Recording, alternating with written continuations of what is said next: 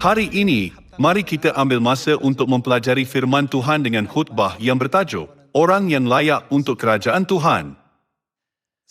Ada seseorang yang terkenal di dunia. Namanya ialah Rockefeller.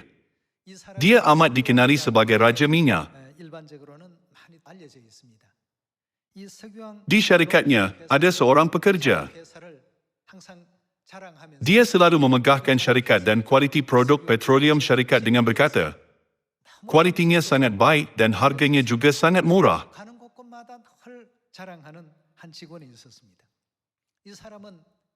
Dalam lawatan kerja, pekerja itu biasanya menginap di hotel. Setiap kali dia tanda tangan di meja pendaftaran, dia akan tulis, setong minyak standard $4. Kemudian barulah dia tanda tangan. Bukan itu sahaja. Setiap kali dia berbual dengan orang, dia selalu beritahu mereka bahawa harga setong minyak standard adalah $4. Dengan demikian, dia mendapat nama panggilan setong minyak $4. Kemana sahaja dia pergi dan sesiapa yang ditemui, dia selalu berkata, setong minyak $4. Beginilah dia dapat nama panggilan itu. Selepas bercakap tentang harga minyak, barulah dia memulakan perbualan. Biasanya, bukannya mudah untuk makan dengan presiden syarikat. Tetapi Rockefeller menghubungi pekerja itu dan makan bersama-sama. Semasa makan, Rockefeller mendapati bahawa pekerja itu sangat gairah dengan produk syarikat sehingga dia bermegah dan memuji produk syarikat walaupun dia berbual dengan presiden. Rockefeller sangat gembira dan berfikir, apa yang saya dengar adalah benar. Orang ini sangat bersemangat terhadap produk syarikat. Jadi kemudian, pekerja itu menggantikan Rockefeller menjadi presiden syarikat. Namanya ialah John Archbold.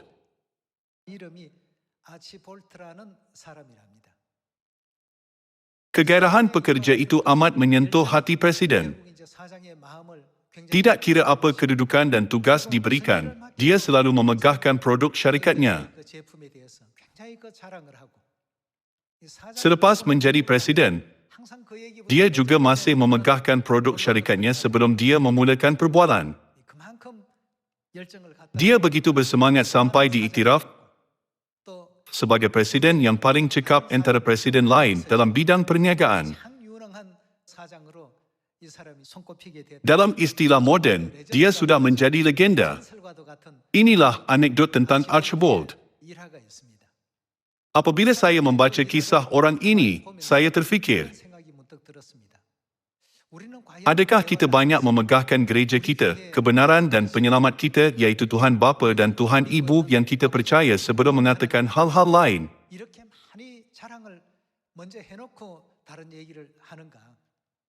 Hari ini, saya beritahu kisah ini kerana kita perlu berfikir siapa layak memasuki kerajaan Tuhan. Adakah kita sekarang menjalani kehidupan seperti itu? Melihat orang itu, mari kita tanya sendiri, adakah kita layak memasuki kerajaan Tuhan? Jika kita tidak menjalani kerjasama seperti Archbold, adakah kita layak? Ceritanya buat saya betul-betul melihat kembali sendiri. Jadi seperti tajuk khutbah hari ini, mari kita berfikir siapa layak untuk kerajaan Tuhan.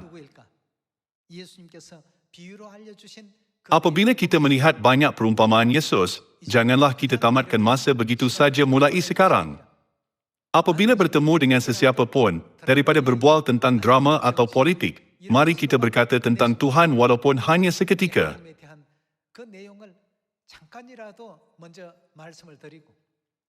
Betapa hebatnya Sion. Melalui Nabi-Nabi 66 buah buku Alkitab dan Wahyu Tuhan, kita telah diberitahu bahawa Sion ialah tempat yang begitu mulia. Tiba-tiba saya berfikir, pekerja itu begitu bersemangat untuk jual setong minyak kecil.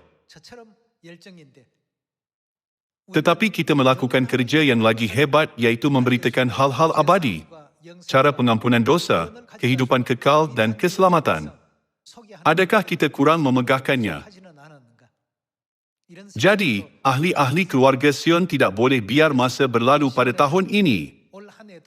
Seperti para rasul 2000 tahun dahulu, kita harus berseru, "Percayalah kepada Tuhan Yesus dan engkau akan selamat, engkau dan seisi rumahmu." Saya percaya bahawa kita harus dapat menyatakan seperti ini kepada sesiapa sahaja yang kita temui. Hari ini, mari kita lihat siapa layak memasuki kerajaan Tuhan melalui ajaran Yesus dengan melihat buku Matius bab 25. Mari kita lihat buku Matius bab 25 ayat 14. Sebab hal kerajaan sorga sama seperti seorang yang mau bepergian ke luar negeri, yang memanggil hamba-hambanya dan mempercayakan hartanya kepada mereka. Yang seorang diberikannya 5 talenta, yang seorang lagi 2 dan yang seorang lain lagi 1, masing-masing menurut kesanggupannya, lalu ia berangkat. Segera pergilah hamba yang menerima 5 talenta itu. Ia menjalankan uang itu lalu beroleh laba 5 talenta. Hamba yang menerima 2 talenta itu pun berbuat demikian juga dan berlaba 2 talenta. Tetapi hamba yang menerima 1 talenta itu pergi dan menggali lubang di dalam tanah lalu menyembunyikan uang tuannya. Lama sesudah itu pulanglah tuan hamba-hamba itu lalu mengadakan perhitungan dengan mereka. Hamba yang menerima 5 talenta itu datang dan ia membawa laba 5 talenta. Katanya, "Tuan, 5 talenta tuan percayakan kepadaku. Lihat, aku telah beroleh laba 5 talenta." Maka kata tuannya itu kepadanya, "Baik sekali perbuatanmu itu. Hai hambaku yang baik dan setia, engkau telah setia dalam perkara kecil. Aku akan memberikan kepadamu tanggung jawab dalam perkara yang besar. Masuklah dan turutlah dalam kebahagiaan tuanmu." Lalu datanglah hamba yang menerima 2 talenta itu. Katanya, "Tuan, 2 talenta tuan percayakan kepadaku. Lihat, aku telah beroleh laba 2 talenta." Maka kata tuannya itu kepadanya, "Baik sekali perbuatanmu itu. Hai hambaku yang baik dan setia. Engkau telah setia memikul tanggung jawab dalam perkara yang kecil. Aku akan memberikan kepadamu tanggung jawab dalam perkara yang besar. Masuklah dan turutlah dalam kebahagiaan tuanmu." Kini datanglah juga hamba yang menerima 1 talenta itu dan berkata, "Tuan, aku tahu bahawa tuan adalah manusia yang kejam yang menuai di tempat di mana tuan tidak menabur dan yang memungut dari tempat di mana tuan tidak menanam. Karena itu aku takut dan pergi menyembunyikan talenta tuan itu di dalam tanah. Ini, terimalah kepunyaan tuan." Maka jawab tuannya itu, "Hai kamu, hamba yang jahat dan malas. Jadi kamu sudah tahu bahawa aku menuai di tempat di mana aku tidak menabur dan memungut dari tempat di mana aku tidak menanam. Karena itu sudahlah seharusnya uangku itu kau berikan kepada orang yang menjalankan uang, supaya sekembaliku aku menerimanya serta dengan bunganya. Sebab itu ambillah talenta itu daripadanya dan berikanlah kepada orang yang mempunyai 10 talenta itu. Karena setiap orang yang mempunyai, kepadanya akan diberi, sehingga ia berkelimpahan. Tetapi siapa yang tidak mempunyai, apapun juga yang ada padanya akan diambil daripadanya. Dan campakkanlah hamba yang tidak berguna itu ke dalam kegelapan yang paling gelap. Di sanalah akan terdapat ratap dan kertak gigi." Kita sudah banyak kali mempelajari perumpamaan tentang talenta ini. Ia mengandungi ajaran Yesus. Memandangkan hal-hal ini pasti akan berlaku pada akhir zaman. Yesus sudah meramalkannya pada 2000 tahun dahulu. Siapakah yang layak memasuki kerajaan Tuhan antara hamba-hamba ini? Masuklah dan turutlah dalam kebahagiaan tuanmu. Firman ini diberi kepada orang yang menerima 5 talenta dan 2 talenta. Orang yang menerima 1 talenta itu berkata, "Aku menyembunyikannya dan tidak membazirkannya." Kalian, mungkin 1 talenta itu tidak dibazirkan, tetapi bagaimana nilainya? Nilainya turun. Melalui firman Yesus yang direkod dalam buku Matius bab 25, kita harus berfikir dengan serius siapa layak memasuki kerajaan Tuhan. Daniel juga mengatakan hal ini. Mari kita lihat buku Daniel bab 12. Buku Daniel bab 12 ayat 1 tertulis, "Pada waktu itu juga akan muncul Mikhael, pemimpin besar itu, yang akan mendampingi anak-anak bangsamu, dan akan ada suatu waktu kesesakan yang besar, seperti yang belum pernah terjadi sejak ada bangsa-bangsa sampai pada waktu itu. Tetapi pada waktu itu bangsamu akan terluput, yakni barang siapa yang didapati namanya tertulis dalam kitab itu. Dan banyak dari antara orang-orang yang telah tidur di dalam debu tanah akan bangun, sebagian untuk mendapat hidup yang kekal, sebagian untuk mengalami kehinaan dan kengerian yang kekal. Dan orang-orang bijaksana akan bercahaya seperti cahaya cakrawala, dan yang telah menuntun banyak orang kepada kebenaran akan bagaimana? Mereka akan bersinar seperti bintang-bintang tetap untuk selama-lamanya. Pekerjaan Injil yang kita jalankan sekarang adalah membimbing orang ramai kepada kebenaran. Aku beroleh 5 talenta lagi, aku beroleh 2 talenta lagi. Ini juga ialah ajaran tentang penginjilan. Tuhan selalu mengingatkan kita bahawa Injil kita pasti mempunyai hasil yang makmur dan pasti tidak akan gagal. Selagi kita memberitakan Injil, hasil yang baik pasti akan datang. Namun, dalam proses itu, ada banyak jenis kesukaran dan kita harus sabar.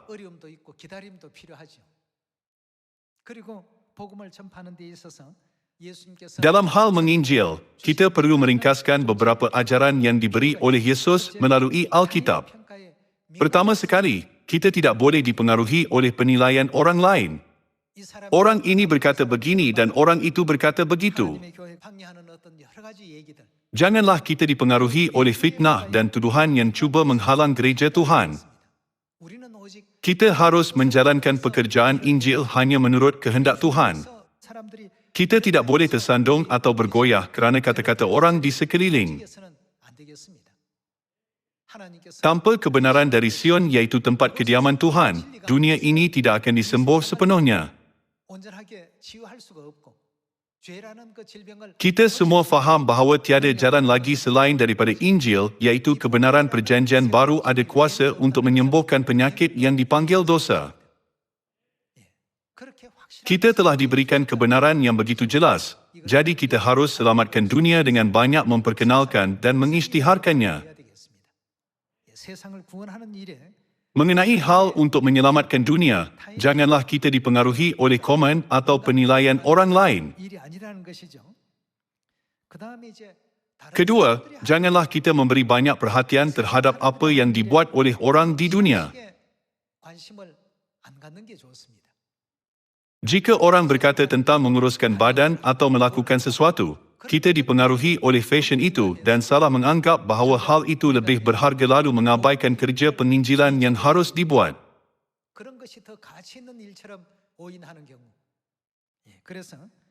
Sebab itulah Alkitab dan para Nabi mengingatkan kita agar jangan terlalu memberi perhatian terhadap apa yang dibuat orang lain. Sekarang, saya memberitahu anda rahsia bagaimana orang yang menerima 5 talenta beroleh 10 talenta. Janganlah mudah bergoyah kerana penilaian orang lain dan terlalu memperhatikan hal yang dibuat orang lain. Apabila kita hanya mengharapkan penilaian Tuhan dan percaya bahawa hal yang paling bernilai adalah hidup beriman dengan menjalankan kerja Tuhan, kita akan hidup mengikuti ramalan dan memperoleh 10 talenta. Dalam erti kata lain, kita akan dianggap layak untuk memasuki kerajaan Tuhan.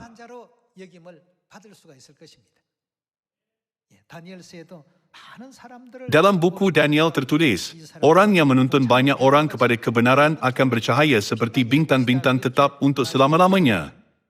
Mari kita lihat siapa dipilih oleh Tuhan sebagai orang yang layak untuk memasuki kerajaan Tuhan pada zaman bapa dan zaman anak. Melalui apa yang berlaku pada masa lalu, mari kita lihat bahawa kita yang hidup pada zaman Roh Kudus harus melakukan apa agar menjadi orang yang layak bagi kerajaan Tuhan. Mari kita lihat zaman anak.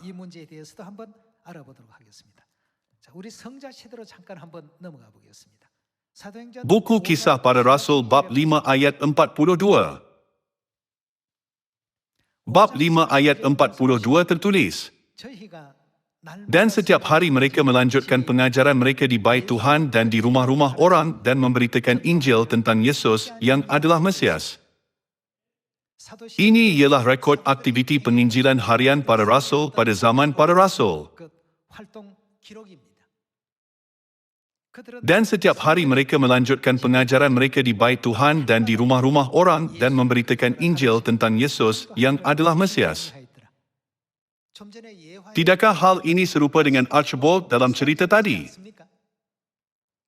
Sesiapa sahaja yang ditemuinya, dia pasti sebut, setong minyak $4, syarikat minyak standard. Kemudian, barulah dia mulakan perbualan.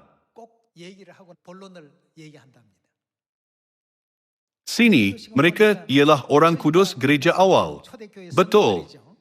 Dan setiap hari mereka melanjutkan pengajaran mereka di bait Tuhan dan di rumah-rumah orang dan memberitakan Injil tentang Yesus yang adalah Mesias. Pada zaman bapa, ada orang membuktikan Tuhan Yehova. Pada zaman anak, ada orang kudus gereja awal memberitakan Yesus. Kalau begitu, bagaimana dengan zaman Roh Kudus? Mari kita gantikan nama Yesus pada zaman anak dengan nama baru pada zaman Roh Kudus. Dan setiap hari mereka melanjutkan pengajaran mereka di bait Tuhan dan di rumah-rumah orang dan memberitakan Injil tentang Ahsan Hong yang adalah Mesias. Sama seperti nama penyelamat pada zaman bapa dan zaman anak diisytiharkan. Pada zaman Roh Kudus, kita tidak boleh berhenti mengajar dan memberitakan nama Kristus Ahsan Hong yang datang dengan nama baru dan kemuliaan Tuhan Yerusalem baru. Jadi, Alkitab menyatakan gereja awal sebagai gereja Efesus dalam sejarah 7 gereja di wilayah Asia Kecil. Apakah maksud Efesus? Maksudnya adalah terbaik. Iman yang bagus sekali, terbaik dan paling dicemburui. Sepanjang sejarah, inilah jenis iman orang kudus gereja awal. Jika kita melihat jejak iman mereka, mereka mengajar dan menyampaikan berita baik bahawa Yesus ialah Kristus di bait Tuhan dan di rumah-rumah orang tanpa rehat.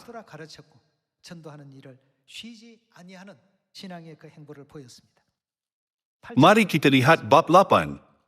Buku Kisah Para Rasul bab 8 ayat 35. Maka mulailah Filipus berbicara dan bertolak dari nas itu ia memberitakan Injil. Siapa? Injil, Yesus kepadanya. Kita sudah tahu babak ini dengan baik. Ini ialah kisah Filipus membaptis Sida-Sida, iaitu kepada perbendaharaan Sri Kandek, Ratu orang Ethiopia. Antara banyak perbuatan gereja awal, apakah yang Filipus buat di sini? Maka mulailah Filipus berbicara dan bertolak dari nas itu, ia memberitakan Injil Yesus kepadanya. Pada masa itu, nama penyelamat iaitu Yesus tidak diketahui secara umum. Bagi orang yang mempercayai Tuhan pada masa itu, tiada nama lain diberikan sebagai nama penyelamat kecuali Yehova. Namun, apabila Filipus pergi kepada Sida-Sida, iaitu kepada perbendaharaan Sri Kandekir, dan nampak dia sedang baca buku Nabi Yesaya, dia berkata, tahukah siapa dibuktikan di sini? Sida-Sida itu menjawab, aku tahu ini memang ialah ramalan, tapi saya tidak tahu siapa kerana tiada orang yang mengajar aku. Jadi Filipus mengajar dia dan berkata, dia yang disaksikan oleh Nabi Yesaya ialah Yesus. Demikianlah kita dapat lihat babak Filipus memberitakan Yesus dalam buku Kisah Para Rasul bab 8 agar Sida-Sida itu beriman kepadanya. Bila-bila zaman pun, orang yang layak untuk kerajaan Tuhan hidup seperti ini. Filipus memasuki kerajaan syurga dan ahli-ahli gereja awal juga. Dalam erti kata lain, mereka dianggap sebagai orang yang layak dalam mata Tuhan. Mari kita lihat babak Petrus membuktikan Yesus ialah Kristus. Buku Kisah Para Rasul bab 4 ayat 11. Buku Kisah Para Rasul bab 4 ayat 11 tertulis, Yesus adalah batu yang dibuang oleh tukang-tukang bangunan iaitu kamu sendiri, namun ia telah menjadi batu penjuru. Dan keselamatan tidak ada di dalam siapa pun juga selain di dalam dia. Sebab di bawah kolong langit ini tidak ada nama lain yang diberikan kepada manusia yang olehnya kita dapat diselamatkan. Bagaimana situasi kita dengan masa kedatangan Yesus yang kali pertama? Amat serupa. Pada masa itu, nama penyelamat yang diketahui ialah Yehova. Apabila orang hanya mengenal Yesus sebagai seorang anak tukang kayu, para rasul membuktikan dengan berani, tiada penyelamat selain daripada Yesus. Di bawah kolong langit ini tidak ada nama lain yang diberikan kepada manusia yang olehnya kita dapat diselamatkan.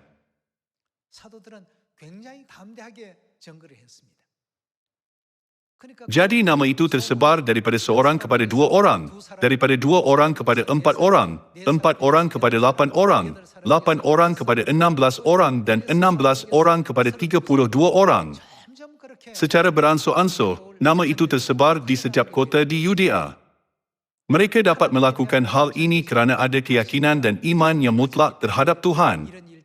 Mereka menginjil dengan yakin dan berani bahawa Yesus ialah Mesias dan Kristus benar yang datang ke bumi ini untuk menyelamatkan manusia. Mereka tidak bercakap dengan berat hati, takut atau kecewa tetapi membuktikannya dengan berani.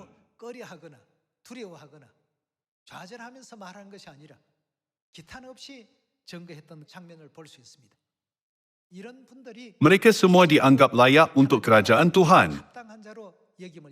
Seperti firman buku Daniel bab 12, merekalah orang yang menuntun banyak orang kepada kebenaran dan akan menerima kemuliaan yang bercahaya seperti bintang selama-lamanya.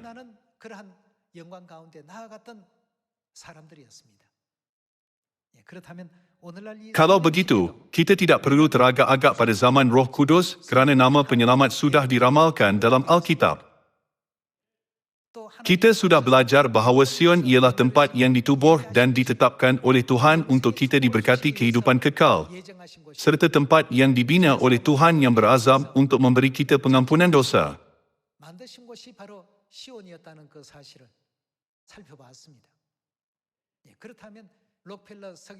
Seperti mana Archibald menjadi presiden syarikat minyak Rockefeller, setiap kali kita memulakan perbualan, kita harus selalu memegahkan bapa, ibu, Sion dan perjanjian baru.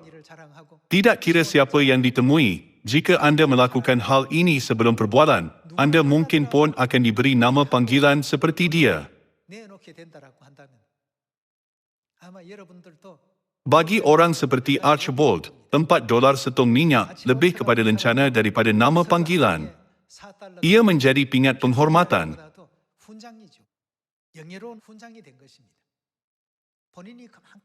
Dia bekerja dengan penuh semangat dan kasih untuk syarikatnya. Akhirnya, Presiden pun mendengar tentang dia. Walaupun bermula dari pekerja biasa, akhirnya dia menjadi presiden sebuah syarikat minyak. Jika kita melihat sejarah seorang manusia, hal itu pun sama secara rohani. Secara rohani, orang yang beroleh 2 talenta lagi bernilai 2 talenta. Orang yang memperoleh 5 talenta lagi bernilai 5 talenta. Yesus berkata bahawa dia akan buat yang sama. Bukan. Filipus dan Petrus membuktikan Yesus. Dalam buku Kisah Para Rasul bab 16, ada babak Rasul Paulus membuktikan Yesus juga. Siapakah yang harus kita buktikan pada zaman Roh Kudus? Kita dapat mencari jawapan ini melalui masa lalu. Buku Kisah Para Rasul bab 16 ayat 31. Jawab mereka, percayalah kepada Tuhan Yesus Kristus dan engkau akan selamat, engkau dan seisi rumahmu.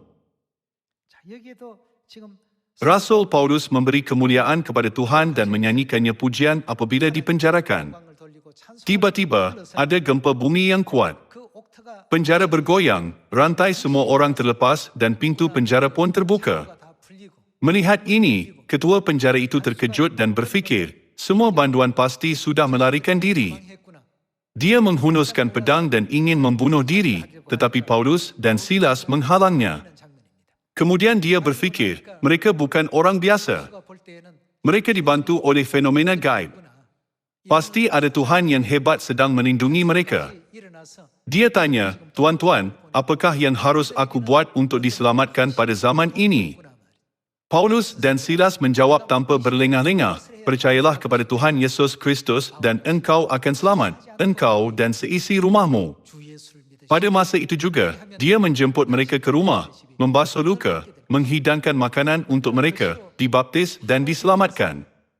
Kini, kita dapat melihat sejarah gereja awal yang menakjubkan ini melalui perbuatan para rasul. 받고 구원받았던 그 놀라운 초대교회의 그 역사를 우리가 사도들의 행적 속에서 지금 찾아볼 수가 있겠습니다. Apabila kita melihat sejarah ini, kita dapat menyedari bahawa orang kudus gereja awal selalu memberitakan Yesus yang tidak diketahui secara meluas pada masa itu. 예수님을 지금 Filipus berkata kepada sida-sida itu, percayalah kepada Yesus. 빌립도 간다게 네시에게 예수를 믿으라.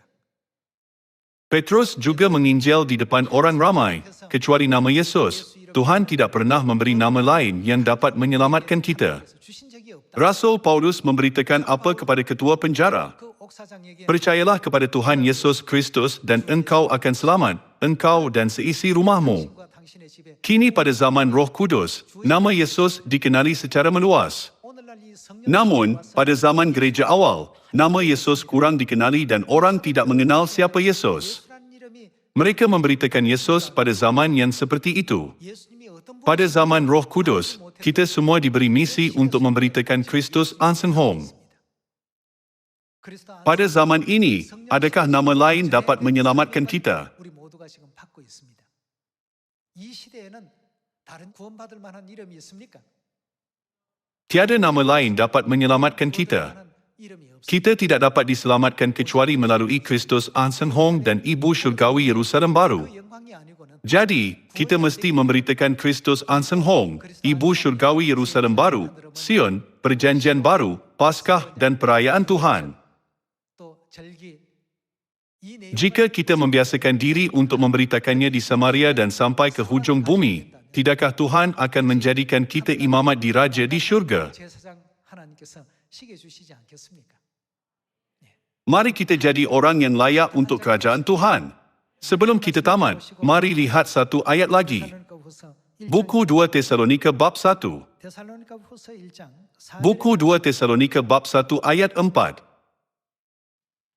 그리고 너희는 Dengan demikian kami berbangga denganmu di antara jemaah Tuhan kerana kesabaran dan imanmu menanggung segala penganiayaan. Inilah perkara yang kita alami semasa menginjil, 너희 인내와 serta kesengsaraan. 하나님의 Segala ini bukti nyata penghakiman yang adil daripada Tuhan, supaya kamu dikira layak memasuki kerajaan Tuhan, yang untuknya kamu telah menderita. 합당한 자로 여기심을 얻게 하려 함이니 그 나라를 위하여 너희가 또한 고난을 받느니라 하고 했습니다.